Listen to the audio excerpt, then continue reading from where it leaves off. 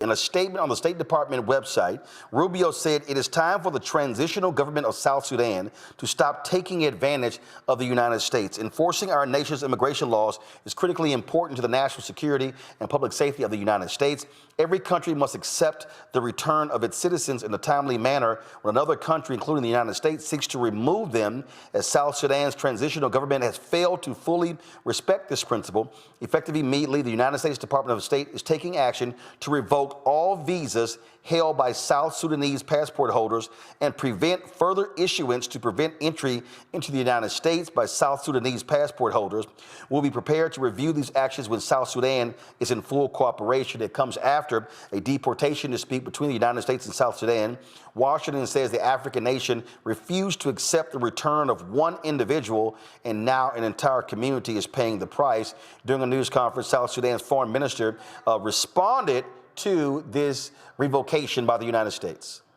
The government of South Sudan has noted the United States announcement on April 5th, 2025, regarding the immediate revocation of visas for South Sudanese passport holders. This decision was made as a consequence of what was described as the failure of South Sudan's transitional government to accept the return of its repatriated citizens in a timely manner.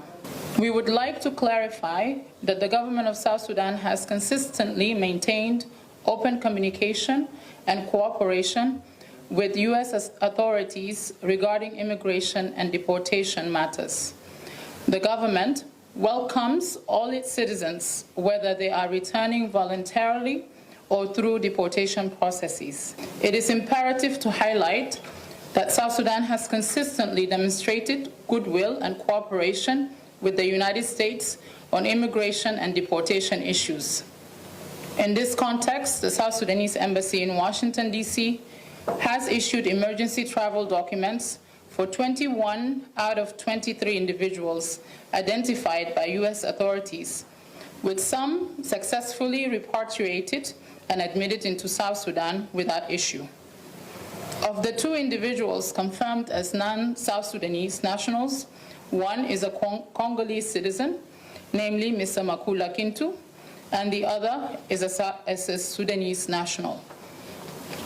The government deeply regrets that despite this history of collaboration and partnership, South Sudan now faces a broad revocation of visas based on an isolated incident involving misrepresentation by an individual who is not a South Sudanese national.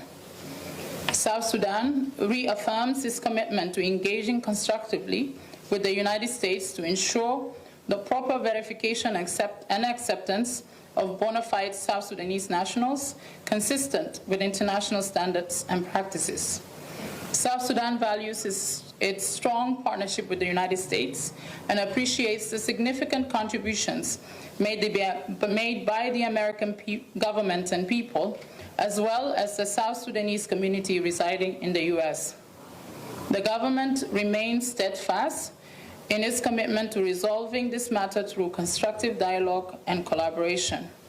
The Republic of South Sudan looks forward to working closely with U.S. authorities to address this issue promptly, fairly, and in a manner that is mutually beneficial. Now, tensions are high in South Sudan. Their vice president is under house arrest after tensions between militia and the government are rising fast. The UN is warning a possible civil war in South Sudan, and no new visas will be issued, no existing ones are honored, and no South Sudanese nationals will be allowed into the U.S. until further notice. This is the first countrywide visa ban for the Trump administration. Here's the real thing, Omekongo here. The fact of the matter is, Trump folk, they just want to send anybody anywhere. You heard them say that was a Congolese resident. We've seen this with other countries. Their whole attitude is, we don't give a damn who we send to you, you just take them. Yes, and on top of that, Roland, kind of going back to the importance of your first segment, this was the first time I've heard with this story. I've heard about the Sudan story all day, but this was the first time anyone's actually talked about the person who was rejected actually not being Sudanese. So that goes to the importance of accuracy as it relates to these stories. Furthermore, they want to make examples of this And you know why I'm kind of like a little bit out of it right now, because my mind is, as I'm thinking of the Duke basketball player Malouak, who's Southern Sudanese.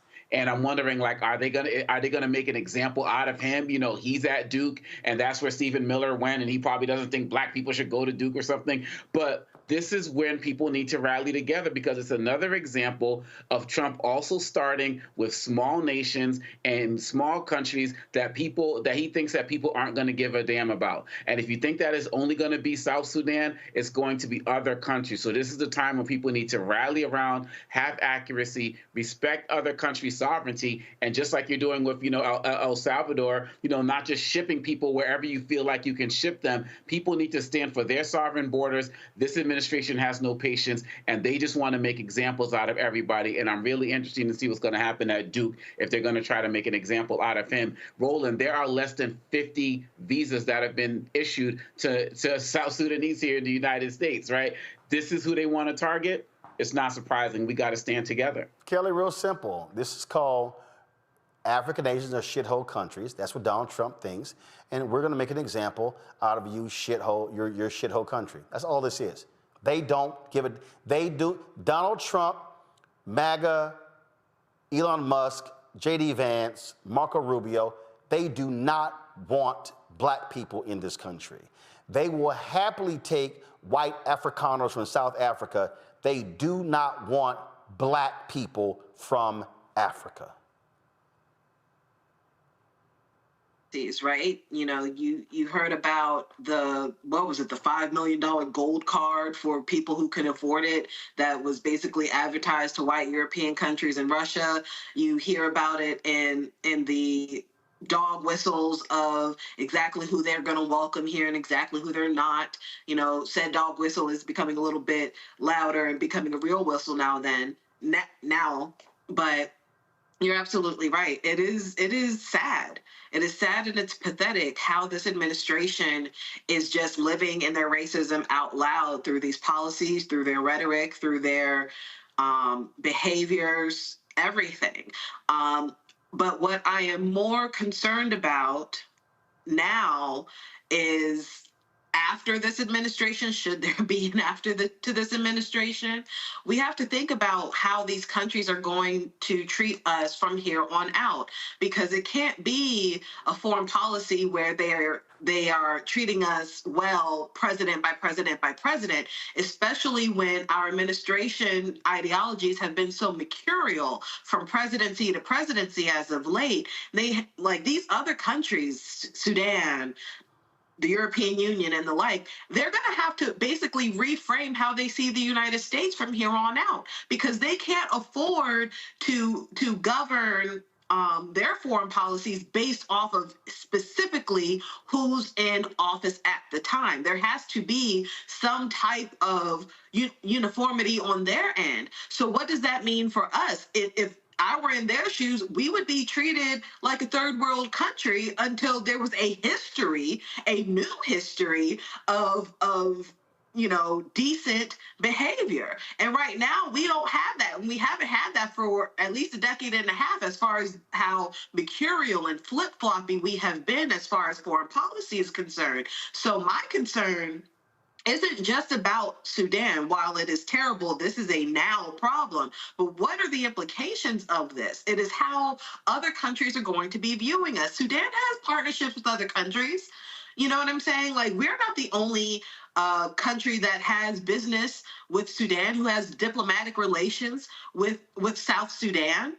So how are those countries looking at us? How are those countries going to converse with us and be diplomatic with us? Are they going to be diplomatic with us from here on out? And right now, I am looking at a pattern of hostility, not just towards Black countries, but frankly towards the world that isn't Russia. And that's very concerning.